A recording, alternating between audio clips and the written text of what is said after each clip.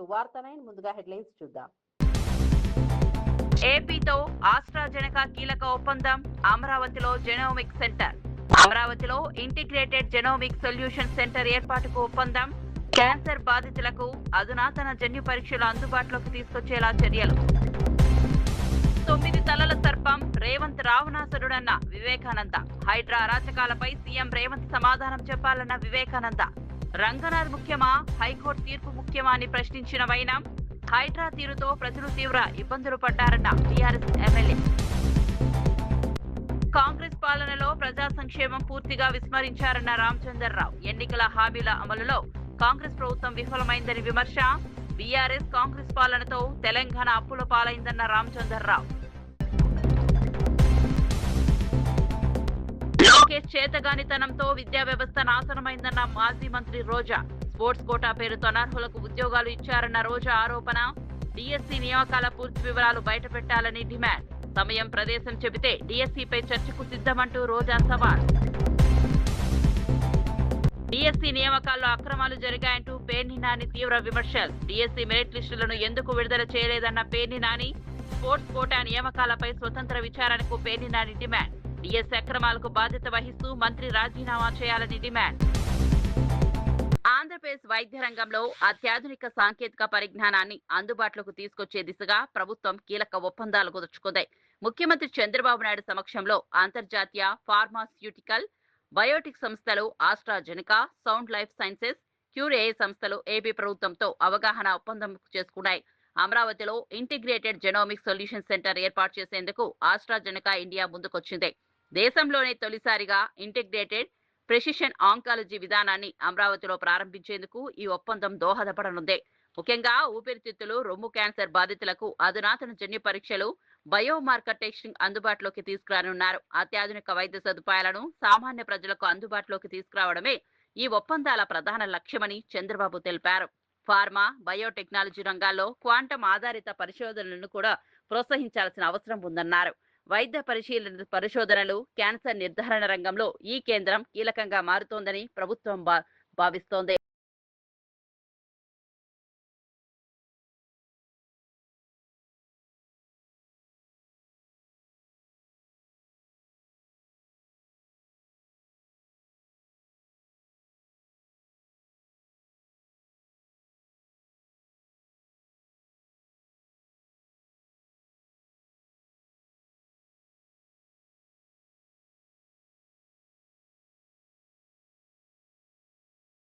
Paper లీకుల అంశంలో BJP నేతలు అసత్య ప్రచారం చేస్తున్నారని తెలంగాణ కాంగ్రెస్ నేతలు విమర్శించారు. దేశవ్యాప్తంగా నీట్ పేపర్ లీక్ వ్యవహారంపై కాంగ్రెస్ పార్టీతో పాటు ప్రతిపక్ష నేత రాహుల్ గాంధీ విద్యార్థులకు మద్దతుగా నిరంతరం పోరాటం చేశారని పేర్కొన్నారు.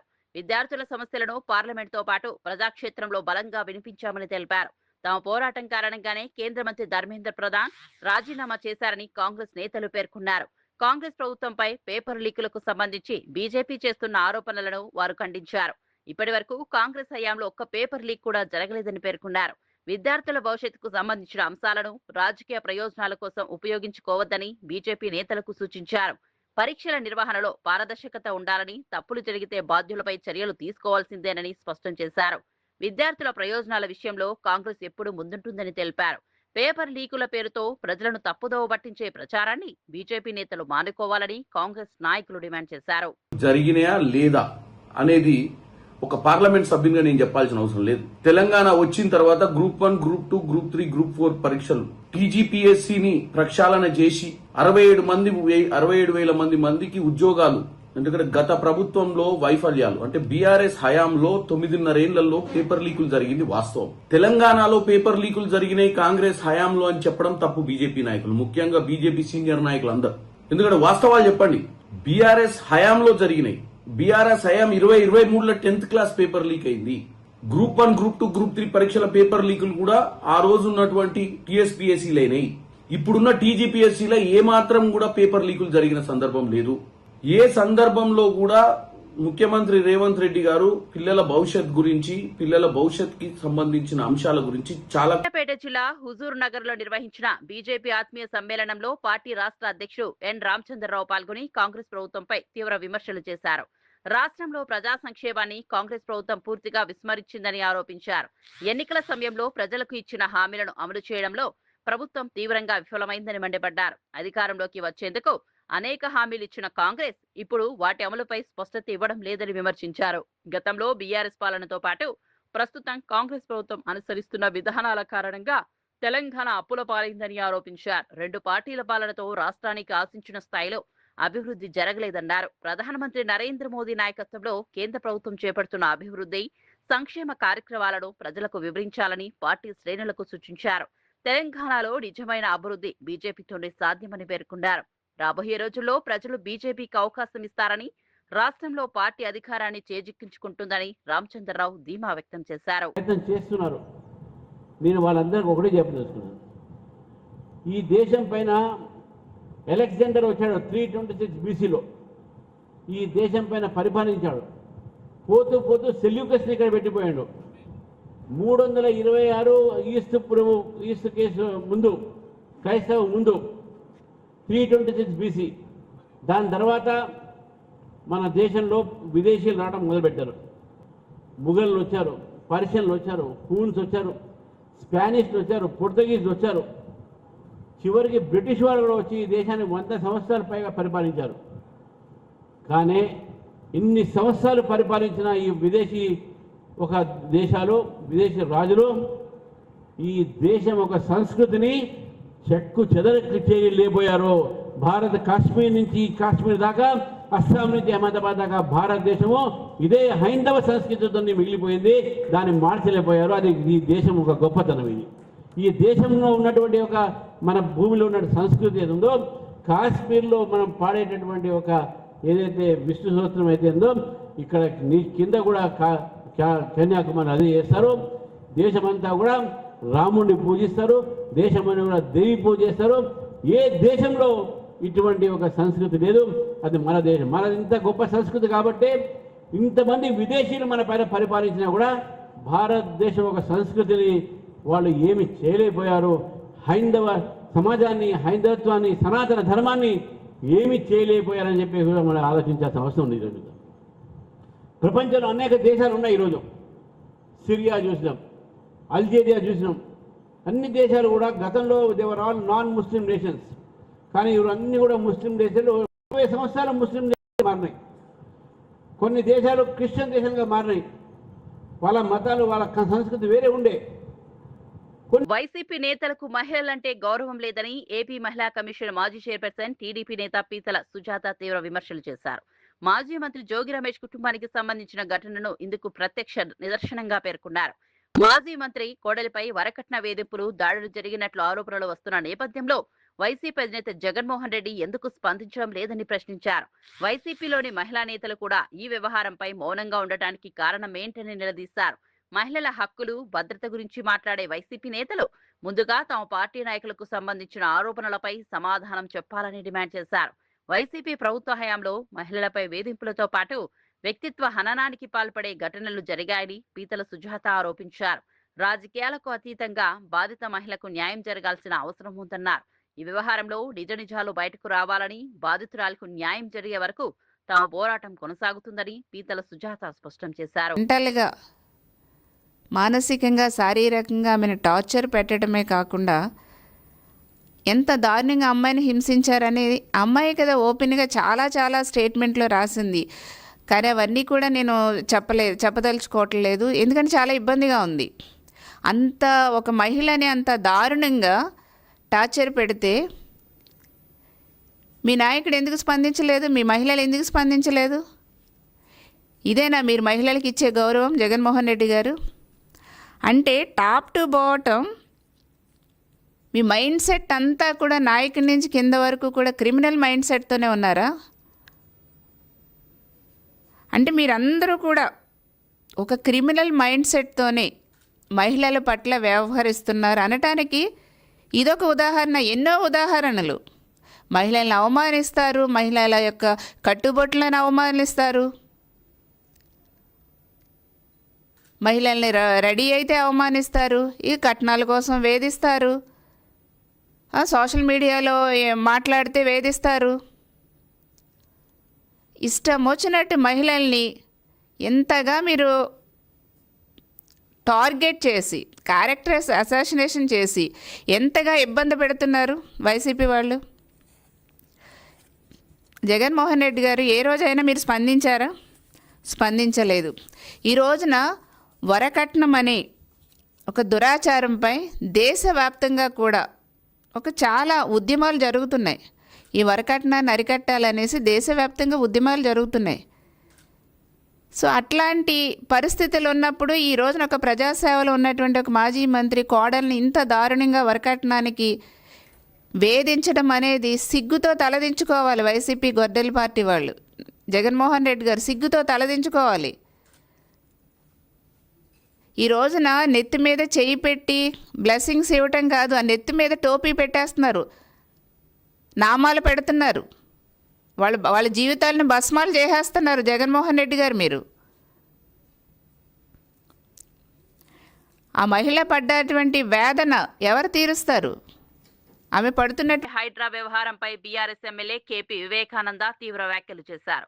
హైడ్రా చీఫ్ రంగనాథ్ను 9 తలల సర్పంతో పోల్చిన వివేకానంద ముఖ్యమంత్రి రేవంత్ రెడ్డిని 10 తలల రావణాసురుడిగా అభివర్ణించారు. హైడ్రాను 9 తలల సర్పంగా రాష్ట్ర అత్యున్నత న్యాయస్థానమే పేర్కొందని ఆయన వ్యాఖ్యానించారు. హైడ్రా పేరుతో జరిగిన అరాచకాలు ఏ స్థాయిలో ఉన్నాయో న్యాయస్థానం చేసిన వ్యాఖ్యలతోనే అర్థమవుతోందని ఆరోపించారు. ఈ నేపథ్యంలో ముఖ్యమంత్రి రేవంత్ రెడ్డి ప్రజలకు సమాధానం చెప్పాలని డిమాండ్ చేశారు. ముఖ్యమంత్రికి ఒక వ్యక్తి ముఖ్యమా లేక రాష్ట్ర అత్యున్నత న్యాయస్థానం తీర్పు ముఖ్యమా అని ప్రశ్నించారు. హైడ్రా చర్యల కారణంగానే అనేక మంది ప్రజలు ఇబ్బందులు ఎదుర్కొన్నారని ఆరోపించిన వివేకానంద ప్రభుత్వం ఇప్పటికైనా తన వైఖరిని మార్చుకోవాలని డిమాండ్ చేశారు. న్యాయస్థానాల ఆదేశాలను గౌరవిస్తూ పాలన సాగించాల్సిన బాధ్యత ప్రభుత్వంపై ఉందన్నారు. రంగనాథ్ వ్యవహారంలో ప్రభుత్వం తీసుకునే నిర్ణయాన్ని ప్రజలు గమనిస్తున్నారని పేర్కొన్నారు. హైడ్రా పనితీరుతో పాటు ముఖ్యమంత్రి వైఖరిపై వివేకానంద చేసిన ఘాటు వ్యాఖ్యలు తెలంగాణ రాజకీయాల్లో మరోసారి చర్చకు దారితీశాయి. సిట్టింగ్ హైకోర్టు జడ్జితో ముఖ్యమంత్రి గారికి నిజంగా కూడా వారిపైన నమ్మకం ఉంటే ఈరోజు మీకు ఒక వ్యక్తి కావాలనా లేకపోతే తెలంగాణ రాష్ట్రం కావాలనా? ఇది ఒక వ్యక్తి ముఖ్యమా లేకపోతే న్యాయస్థానం ఒక తీర్పు, న్యాయస్థానం ఒక ఆదేశం ముఖ్యమా? న్యాయస్థానాలను గౌరవించాల్సిన బాధ్యత ముఖ్యమంత్రి గారి పైన ఉన్నది. తక్షణం మీరు సిట్టింగ్ హైకోర్టు జడ్జితోని ఈ గడిచిన 2 సంవత్సరాలుగా ఈ యొక్క హైడ్రా ద్వారా జరిగిన అరాచకాలన్నిటిపైన ఎంక్వైరీ జరగాలని చెప్పేసి కోరుతా ఉన్నాను. ఏపీలో డిఎస్సి నియామకాల వ్యవహారంపై మాజీ మంత్రి పేర్ని నాని తీవ్ర స్థాయిలో విమర్శలు చేశారు. పవిత్రమైన ఉపాధ్యాయ ఉద్యోగాల నియామకాల్లో ప్రభుత్వం తప్పులు చేసిందని ఆరోపించారు. ప్రస్తుత డిఎస్సిని దిక్కుమాలని డిఎస్సిగా అభివర్ణించిన పేర్ని నాని జరిగిన తప్పులను కప్పిపుచ్చుకునేందుకు ప్రభుత్వమే అన్ని పాత్రలు పోషిస్తోందని విమర్శించారు. డిఎస్సి నియామకాలకు సంబంధించిన మెరిట్ లిస్టులను ఎందుకు విడుదల చేయలేదని ప్రశ్నించారు. స్పోర్ట్స్ కోటాలో జరిగిన నియామకాలపై ఆరోపణలు వస్తున్న నేపథ్యంలో ప్రభుత్వం పారదర్శకంగా విచారణ జరిపించాలని డిమాండ్ చేశారు.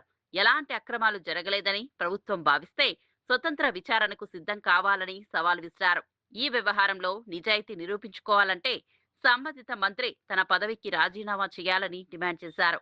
ఆ మంత్రి స్థానంలో బోండా ఉమాకు మంత్రి పదవి ఇవ్వాలని పేర్ని నాని వ్యాఖ్యానించారు. ఉపాధ్యాయ ఉద్యోగాల కోసం ఎన్నో సంవత్సరాలుగా ఎదురుచూస్తున్న అభ్యర్థులకు అన్యాయం జరగకుండా నియామకాల పూర్తి వివరాలను ప్రభుత్వం బయటపెట్టాలని కోరారు. మెరిట్ లిస్టులు, స్పోర్ట్స్ కోటా ఎంపికలపై ప్రభుత్వం స్పష్టత ఇవ్వాలని పేర్ని నాని డిమాండ్ చేశారు. టెట్ కానీ డిఎస్సి కానీ 2 పరీక్షలు రాయకుండా మీరు ఉద్యోగాలు ఇచ్చారు, టీచర్ ఉద్యోగాలు. వీళ్ళు మళ్ళీ ఆటలు కాదంట, సైన్స్ చెప్తారంట, ఇంగ్లీష్ చెప్తారంట, సోషల్ స్టడీస్ చెప్తారంట, మ్యాథ్స్ చెప్తారంట, అన్ని భాషలు చెప్తారంట, అన్ని సబ్జెక్టులు చెప్తారంట.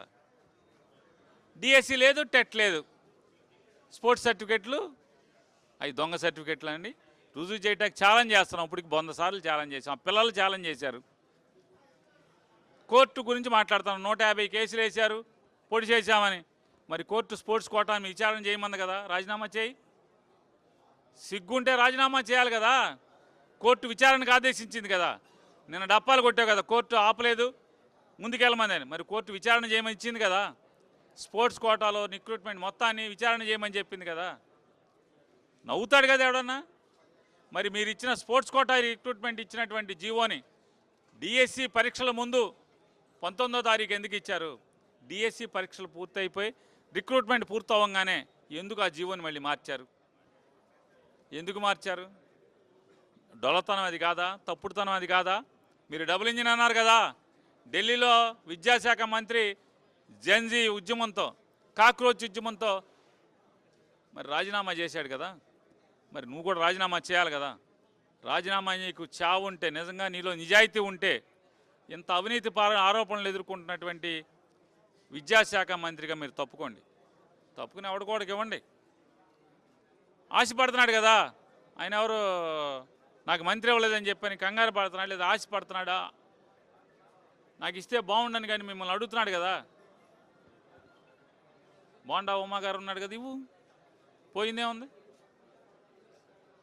విచారణ చేయించమని బోండా ఉమానే మంత్రి ఇచ్చి చేయించండి. కోర్టు అడిగింది కదా, అప్పుడు చేయించండి.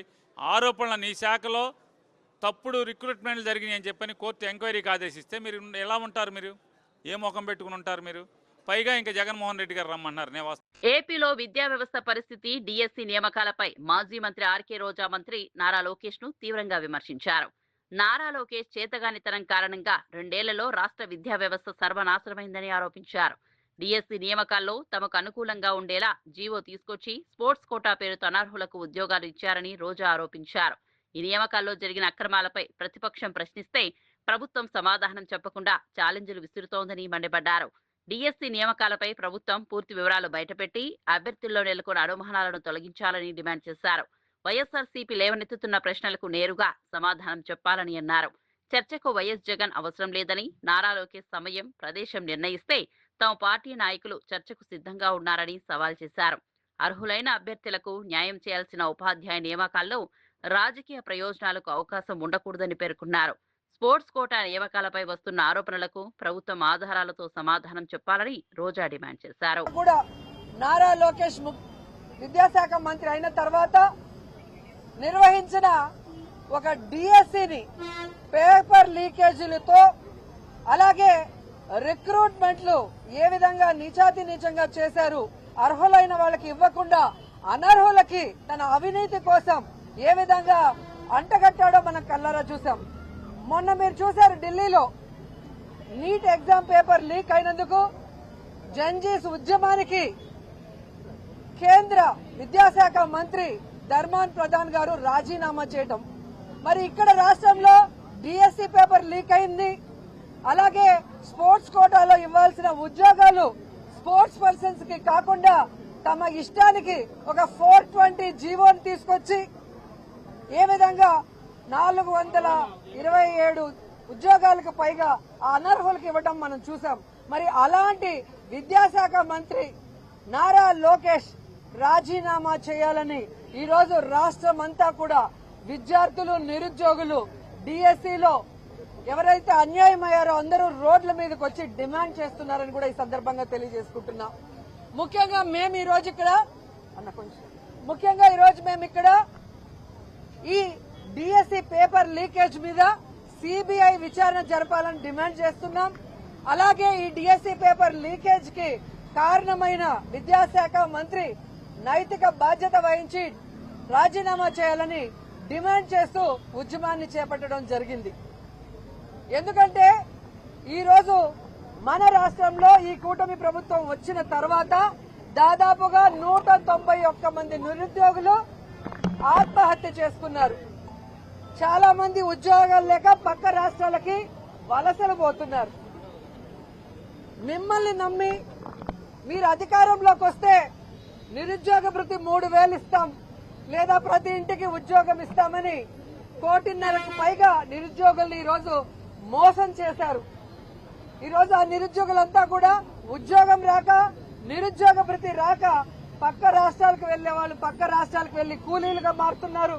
వెళ్లలేని వాళ్ళు ఆత్మహత్యలు చేసుకుంటున్న పరిస్థితి. ఈరోజు మెగా డిఎస్సిలో ఏ విధంగా పేపర్ లీకేజ్ జరిగింది, ఏ విధంగా డబుల్ బెడ్రూమ్ ఇళ్ల కేటాయింపులో కాంగ్రెస్ ప్రభుత్వం నిరుపేదలను మోసం చేసిందని బీఆర్ఎస్ ఎమ్మెల్యే మర్రి రాజశేఖర్ రెడ్డి ఆరోపించారు. నెల రోజుల క్రితం బీఆర్ఎస్ కు చెందిన 5 ఎమ్మెల్యేలు మేడ్చల్ జిల్లా కలెక్టర్ ను కలిసి కైతలాపూర్ నాలా పక్కన నివసిస్తున్న అమృత్ నగర్ తండావాసులకు డబుల్ బెడ్రూమ్ ఇల్లు కేటాయించాలని దరఖాస్తులు అందజేసినట్లు తెలిపారు. ఎన్నో ఏళ్లుగా ఇబ్బందుల మధ్య జీవిస్తున్న నిరుపేద కుటుంబాలు తమకు ఇల్లు వస్తాయని ఆశగా ఎదురు చూశాయని చెప్పారు. అయితే అర్హులైన పేదలకు ఇల్లు కేటాయించకుండా కాంగ్రెస్ ప్రభుత్వం తమ అనుయాములకు డబుల్ బెడ్రూమ్ ఇళ్లను కట్టబెట్టిందని ఆరోపించారు. రాజకీయ ప్రాధాన్యతల ఆధారంగా ఇళ్లను పంపిణీ చేయడం సరికాదని విమర్శించారు. అర్హులైన అమృత్ నగర్ తండావాసులకు న్యాయం చేయాలని ప్రభుత్వాన్ని డిమాండ్ చేశారు. పేదలకు ఉద్దేశించిన సంక్షేమ పథకాల్లో రాజకీయ జోక్యం ఉండకూడదని పేర్కొన్నారు. డబుల్ బెడ్రూమ్ ఇళ్ల కేటాయింపులపై ప్రభుత్వం పూర్తి వివరాలను వెల్లడించి అర్హులైన నిరుపేదలకు వెంటనే ఇల్లు కేటాయించాలని రాజశేఖర్ రెడ్డి డిమాండ్ చేశారు. L2 కింద నిర్ధారించినటువంటి అప్లికేషన్ తీసుకుపోయి కలెక్టర్ సమక్షంలో ఇది మాకున్నటువంటి డబుల్ బెడ్రూమ్లు ఇచ్చేటి ఏమైనా ఉంటే ల్యాండ్ షార్ ఇవ్వండి అని చెప్పి మేడ్చల్ జిల్లా కలెక్టర్ గారికి రిక్వెస్ట్ చేసి వచ్చాం. మాకున్నటువంటి అమృత తండాకు సంబంధించినటువంటి వాళ్ళు ఎస్టీలు 62 మంది ఉన్నారంటే 62 మందికి ఇవ్వాలని పట్టుబట్టి గతంలో కేసీఆర్ కట్టినటువంటి డబుల్ బెడ్రూమ్లని వాళ్ళకి ఇచ్చి వాళ్ళకు పొజిషన్ ఇప్పించేదాకా పోరాడారు. 145 కడితే నిరుపేదకు సంబంధించినటువంటి వాళ్ళు ఖైతాపూర్ లో 10% ఇవ్వాలి అని చెప్పి ఎస్సీ ఎస్టీ బీసీ వాళ్ళు ఉన్నారు, వాళ్ళు ఊరోళ్ళు వాళ్ళ సొంతం ల్యాండ్ జీవో ఉంది దానికి ఇవ్వాలి అని చెప్పి అదొక అప్లికేషన్ కలెక్టర్ గారికి ఇచ్చాం. దాని తర్వాత ఎప్పటి నుంచో కుక్కట్పల్లి కాన్సెన్స్లో కానీ శ్రీలింగంపల్లి కాన్సెన్స్ కానీ కొత్తలపూర్ కాన్సెన్స్ లో ఉన్నటువంటి నిరుపేద విలేకరులు కూడా ఇల్లు లేక కిరాయిలు కట్టుకోలేకపోతున్నాం, మేము కూడా నిరుపేదలమే అని చెప్పి వాళ్ళు ఒక అప్లికేషన్ 55 మంది అప్లికేషన్ ఇచ్చారు. అది కూడా మేము కలెక్టర్ దృష్టికి తీసుకెళ్లి వీళ్ళకు నిరుపేదలకు ఇవ్వండి, ఇది మా ఖైతాపూర్ లో ఇవ్వండి, మా విలేకరులు కుక్కడపల్లిలో అని చెప్పి అది కూడా ఇచ్చాం. ఏది కూడా చెప్పున పట్టకుండా ఒక ఐఏఎస్ ఆఫీసర్ ఇస్తే ఒక సిస్టమ్ ఉంది తెలంగాణ రాష్ట్రంలో, మన విలేకరులు గుర్తుంచుకోవాలి. ఆడపిల్ల పేరు మీదనే డబుల్ బెడ్రూమ్ పట్టా ఇచ్చే సంస్కృతి జీవో ఉంది. కానీ వీళ్ళు ఏం చేశారంటే ఐఏఎస్ ఆఫీసర్లు రంగారెడ్డి జిల్లా హైదరాబాద్ జిల్లాకు సంబంధించిన ఒక ఐఏఎస్ ఆఫీసర్ డబ్బుల లావాదేవీల వివాదంతో మహిళలను వేధించడంతో పాటు సోషల్ మీడియాలో వారి ఫోటోలు, ఫోన్ నెంబర్లు పోస్ట్ చేసి అసత్య ప్రచారం చేసినట్లు ఆరోపణలు ఎదుర్కొంటున్న వ్యక్తిని పోలీసులు అరెస్ట్ చేశారు. కేసు వివరాలను ఆర్జీఐఏ ఏసీపీ శ్రీకాంత్ గౌడ్ మీడియాకు వెల్లడించారు. క్యాటరింగ్ వ్యాపారం చేసే నిందితుడు తనకు రావాల్సిన డబ్బులు ఇవ్వలేదనే కోపంతో కస్టమర్లను అసభ్య పదజాలంతో దూషిస్తూ వేధింపులకు పాల్పడినట్లు పోలీసులు తెలిపారు. మహిళల ఫోటోలు, ఫోన్ నెంబర్లను సోషల్ మీడియాలో పెట్టి కాల్ గర్ల్స్ అంటూ అసత్య ప్రచారం చేసినట్లు ఫిర్యాదులు అందాయని చెప్పారు. బాధిత మహిళల ఫిర్యాదుతో కేసు నమోదు చేసి దర్యాప్తు చేపట్టినట్లు వెల్లడించారు. నిందితుడిపై పలు పోలీస్ కమిషనరేట్ల పరిధిలో కేసులు ఉన్నట్లు ఏసీపీ తెలిపారు. అతని ఫోన్తో పాటు ఇతర ఎలక్ట్రానిక్ పరికరాలను స్వాధీనం చేసుకున్నామని చెప్పారు. సోషల్ మీడియాలో పెట్టిన అభ్యంతరకర పోస్టులను తొలగించేందుకు చర్యలు చేపట్టామన్నారు. మహిళలు ఇలాంటి వేధింపులకు భయపడకుండా వెంటనే పోలీసులను ఆశ్రయించాలని సూచించారు. సోషల్ మీడియాలో వచ్చే క్యాటరింగ్ ప్రకటనలను నమ్మే ముందు వివరాలను పరిశీలించాలని పోలీసులు ప్రజలకు సూచించారు. నిన్న సాయంత్రం ఆ మసప్ ట్యాంక్ ఏరియాలో మనిషి దొరికిన తీసుకొని వచ్చి అతన్ని ఇంట్రాగేట్ చేస్తే దాదాపుగా అతని మీద ఒక 18 to 20 కేసెస్ దాకా ఇన్వాల్వ్ ఉన్నాయి. పోలీస్ స్టేషన్లో కేసెస్ ఉన్నాయి, అందులో ఒక 8 ఇంకా యూఐలో ఉన్నాయి. అతని ఎంఓ ఏంటంటే ఎవరైనా సరే ఆయన డబ్బుల ఇష్యూలో గొడవ అయితే దానికి సంబంధించి ఆ ఫోన్ నెంబర్లు తీసుకొని ఇక ఎవ్రీడే దాదాపు ఒక 100 కాల్స్ చేస్తాడు. అబ్యూజివ్ అంటే ఇక బండ బూతులు తిడతాడు అన్నమాట, ఇష్టం వచ్చిన లాంగ్వేజ్ తిడతాడు. వాళ్ళకి సంబంధించిన వాళ్ళ నెంబర్లు కాంటాక్ట్ తీసుకుంటాడు, వాళ్ళని తిడుతుంటాడు.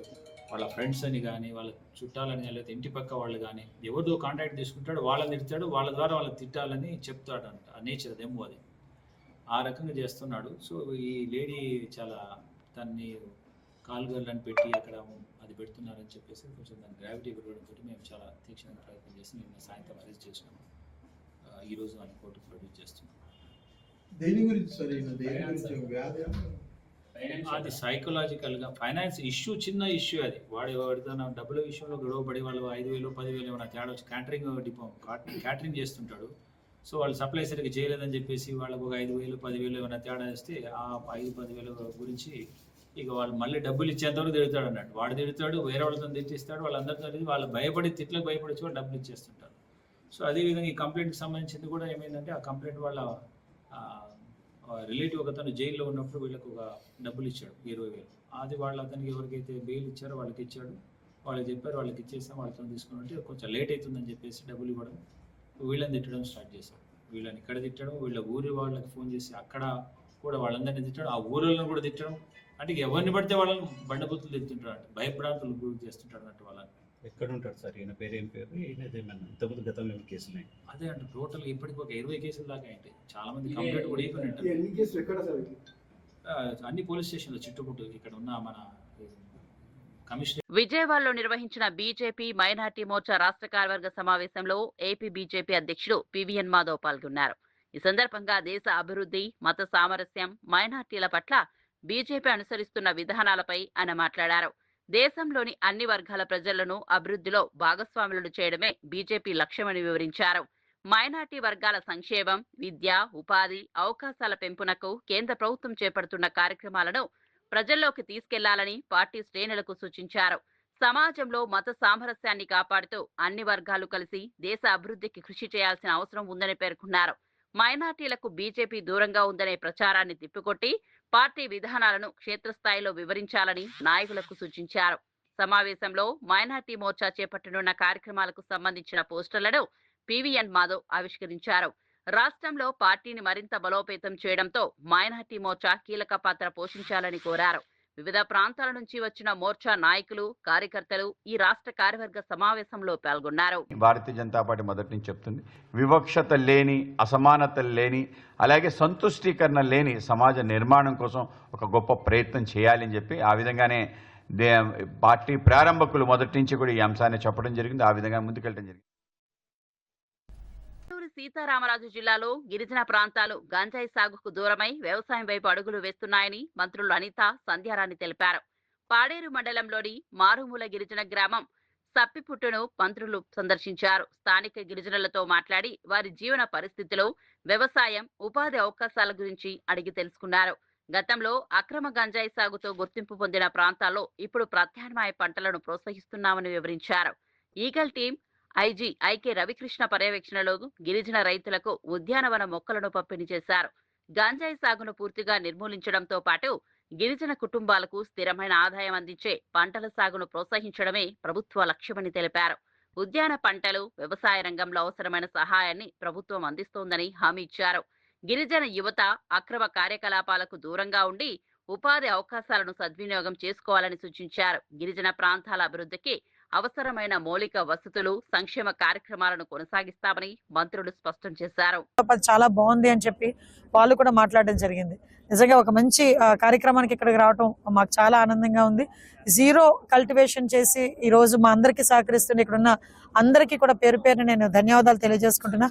మా ఈగల్ యంత్రాంగానికి, మా పోలీస్ యంత్రాంగానికి, రెవెన్యూ డిపార్ట్మెంట్ వాళ్ళకి, ముఖ్యంగా ఇక్కడ గ్రామస్తులకి, ప్రజాప్రతినిధులకి అందరికీ కూడా సహకరిస్తున్నందుకు ప్రత్యేకంగా ధన్యవాదాలు తెలియజేసుకుంటున్నాను. ఇంతకు పూర్వం గంజాయి విపరీతంగా సాగు చేసిన వాళ్ళంతా ఈరోజు గంజాయి మేము మానేశాము. నేను కాఫీ, పెప్పర్, పసుపు ఇలాంటివన్నీ కూడా సాగు చేసుకుంటున్నాం అనే వాళ్ళు ఎంతో సంతోషంగా చెప్తున్నారు. ఈరోజు అవకాడో మొక్కల్ని మేము ఫ్రీగా ఇస్తే వాళ్ళు ఎంత సంతోషంగా, ఈ మొక్క బయట కొంటే 250 రూపాయలమ్మ మీరు మాకు ఫ్రీగా ఇస్తున్నారని వాళ్ళు ఎంతో సంతోషంగా చెప్తున్నారు.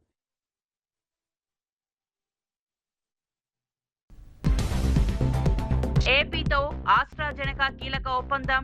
అమరావతిలో జెనోమిక్ సెంటర్. అమరావతిలో ఇంటిగ్రేటెడ్ జెనోమిక్ సొల్యూషన్ సెంటర్ ఏర్పాటుకు ఒప్పందం.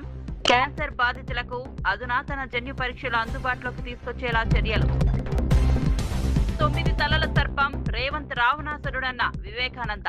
హైడ్రా అరాచకాలపై సీఎం రేవంత్ సమాధానం చెప్పాలన్న వివేకానంద. రంగనాథ్ ముఖ్యమా, హైకోర్టు తీర్పు ముఖ్యమా అని ప్రశ్నించిన వైనం. హైడ్రా తీరుతో ప్రజలు తీవ్ర ఇబ్బందులు పడ్డారన్న టీఆర్ఎస్ ఎమ్మెల్యే.